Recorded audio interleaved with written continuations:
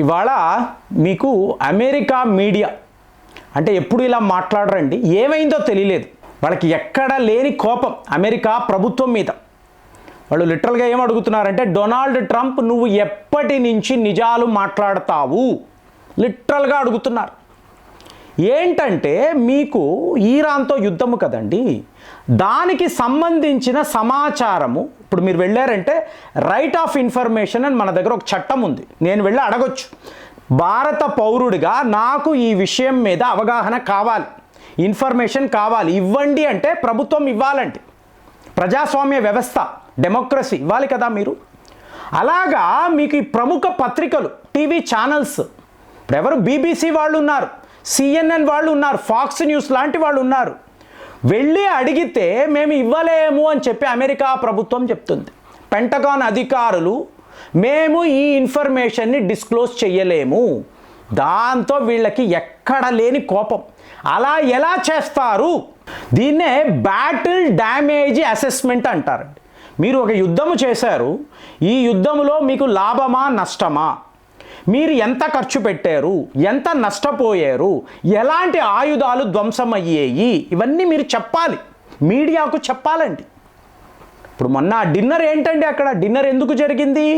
మీకు ఇలాగా ఈ కరెస్పాండెంట్స్ అసోసియేషన్, వైట్ హౌస్ నుంచి వస్తున్న ఈ వార్తలు దాన్ని వీళ్ళ ద్వారానే కమ్యూనికేట్ చేస్తారు.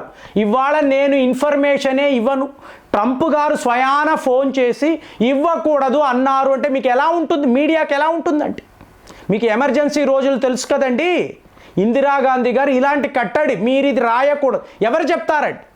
ప్రజాస్వామ్య వ్యవస్థలో మీడియాను అడగడానికి మీకు ధైర్యం ఉండాలి. ఎందుకంటే వాళ్ళు నిజాలు కావాలి అన్నప్పుడు మీరు ఇచ్చే తీరాలి. ఇవాళ పిచ్చి పిచ్చి మీడియా కంపెనీలు ఉన్నాయి, వాళ్ళ గురించి కాదు.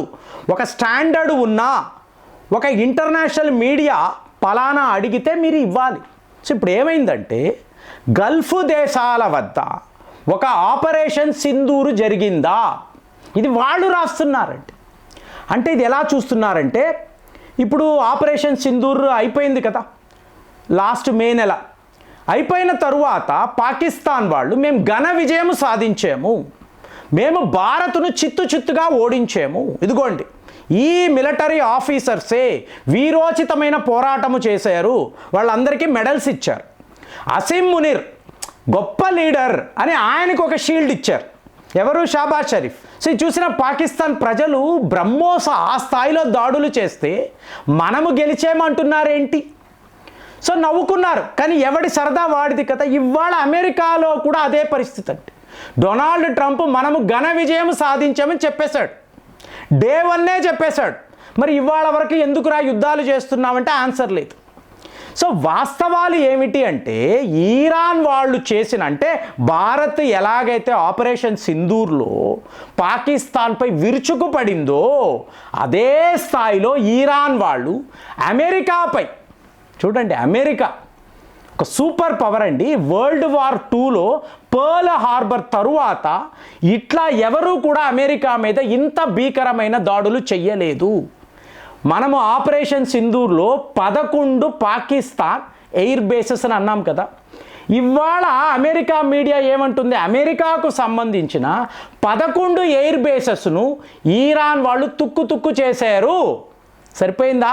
కోఇన్సిడెంట్ అవ్వచ్చు, కానీ ఈరాన్ లాంటి ఒక చిన్న దేశం, ఇక్కడ మార్చుకోవాలి, భారత్ అన్నప్పుడు చాలా ఒక పవర్ఫుల్ కంట్రీ, పాకిస్తాన్ వాడు దొరికిపోయాడు. కానీ ఇక్కడ ఈరాన్ లాంటి ఒక చిన్న దేశము అమెరికా మీద ఇలాంటి దాడులు చేసి, ఇది ఇప్పుడు సెనేటర్స్ దగ్గరికి వెళ్ళి అడుగుతున్నారు, మమ్మల్ని ఏం చెప్పమంటారండి, ఇంకొక 200 బిలియన్ అమెరికన్ డాలర్స్ కావాలి, 2 నెలల తర్వాత 1.5 ట్రిలియన్ అమెరికన్ డాలర్స్ యుద్ధాల కోసం మాకు కేటాయించండి అని చెప్పి డొనాల్డ్ ట్రంప్ అడుగుతూ ఉంటే, కారణాలు ఏంటిరా అంటే చెప్పడమే లేదండి, మాకు చెప్పడమే లేదు.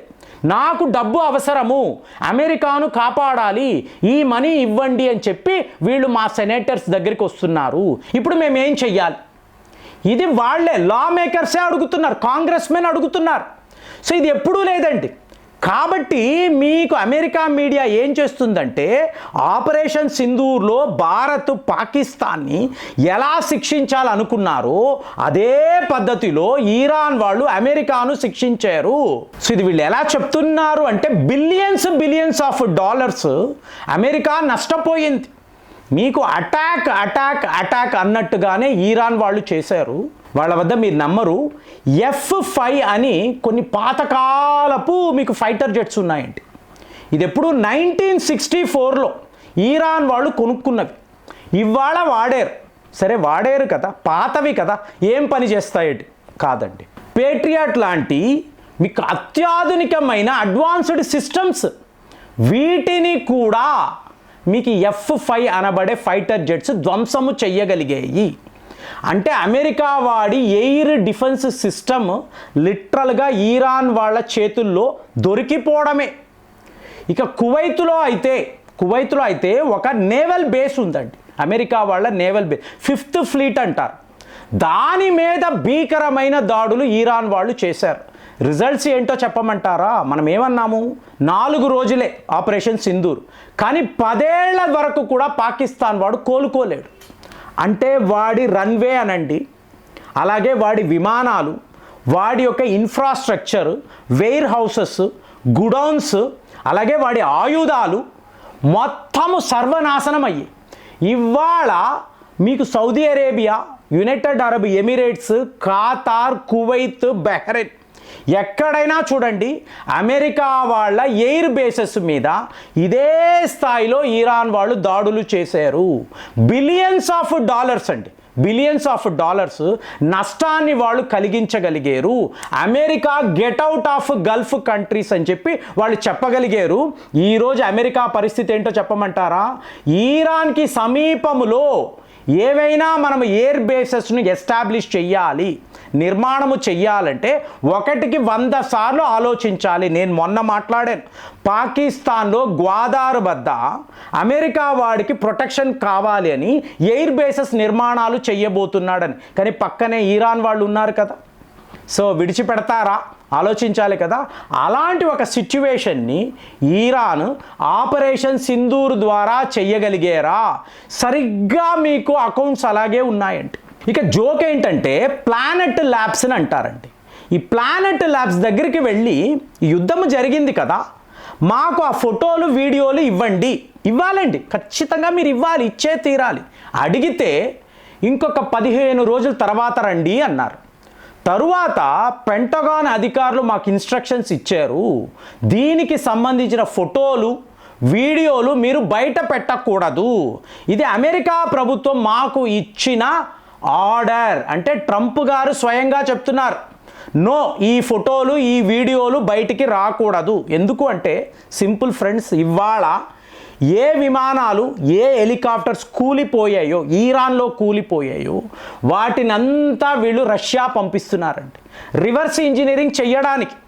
ఎట్లాంటి టెక్నాలజీని ఇందులో వాడారు, ఈ మిజైళ్ళు ఏంటి, విమానాలు ఏంటి, హెలికాప్టర్లు ఏంటి, మొత్తము కూడా ఇవాళ ఇరాన్ రివర్స్ ఇంజనీరింగ్ చెయ్యబోద్దు. అంటే మీకు డబ్బు నష్టము కాదండి, డాలర్ నష్టము కాదండి, మీ టెక్నాలజీ అంతా వెళ్ళి ఇరాన్ వాడి చేతిలో పడింది.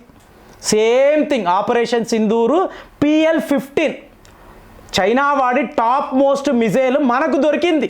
అలాగే ఇవాళ అమెరికా వాడి టెక్నాలజీ అంతా కూడా ఇరాన్ వాడి చేతికి వచ్చేసింది. దీన్ని ఇప్పుడు రష్యా వాళ్ళతో వీళ్ళు షేర్ చేయబోతున్నారు. అంటే మీకు డాలర్స్ పోవడము కాదు, మీరు యుద్ధంలో ఇంతలా నష్టపోవడము కాదు, మీ యొక్క పరిజ్ఞానమే ఇరాన్ చేతిలో పెట్టారు. అలాంటప్పుడు డొనాల్డ్ ట్రంప్ గారు మీరు ఎప్పుడయ్యా నిజాలు మాట్లాడతారు అని అమెరికా మీడియా అడుగుతుంది. నేను మాట్లాడాను, నాకు తెలిసింది అబద్ధాలు మాత్రమే అని ఆయన చెప్తున్నాడంటే ఇతన్ని ఏం చెయ్యాలి ఒక్కసారి ఆలోచించి కామెంట్స్లో రాయండి. మళ్ళీ వచ్చే వీడియోలో కలుద్దాం. జై హింద్.